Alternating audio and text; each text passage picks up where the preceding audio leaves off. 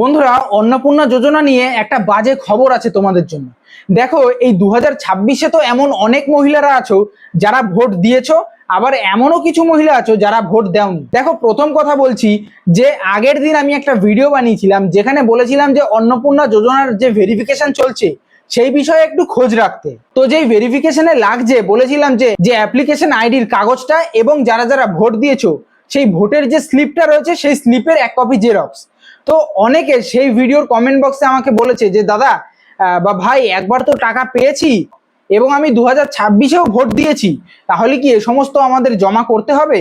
দেখো, প্রথম কথা বলছি, যারা যারা 2026-এ ভোট দেওনি তারা যদিও অন্নপূর্ণা যোজনার টাকা পেয়ে থাকো আগের মাসে, তো পরের মাস থেকে আর পাবে না, কারণ তাদের ভেরিফিকেশন সাকসেসফুল হবে না।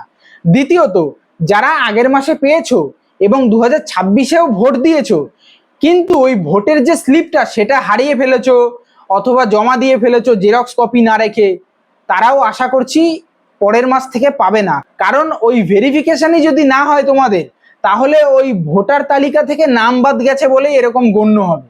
কারণ স্বাভাবিক না, যে ভোটের স্লিপটা জমা দিতে হবে জেরক্স, সেটা যদি তোমরা না দিতে পারো তাহলে কি বলে গণ্য হবে?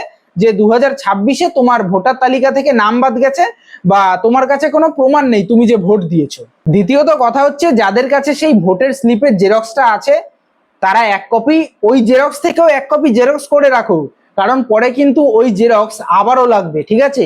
তাই বলে দিচ্ছি, ওখান থেকে এক কপি জেরক্স এবং অ্যাপ্লিকেশন আইডির এক কপি জেরক্স জমা দিয়ে আসো, ওইটা দিয়েই হবে ভেরিফিকেশন।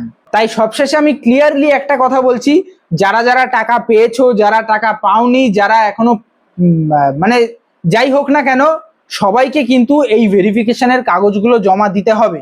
অনেকেই কমেন্ট বক্সে বলছো যে আমি টাকা পাইনি, আগে পাই তারপর দেবো। ওই আশায় বসে থাকলে হবে না, ওটা তোমরা তোমাদের তর্ক চালিয়ে যাচ্ছ, কিন্তু সরকার কিন্তু কোনোদিনই শুনবে না। সরকার বলবে যে তুমি ভেরিফিকেশন করোনি তাই টাকা পাওনি।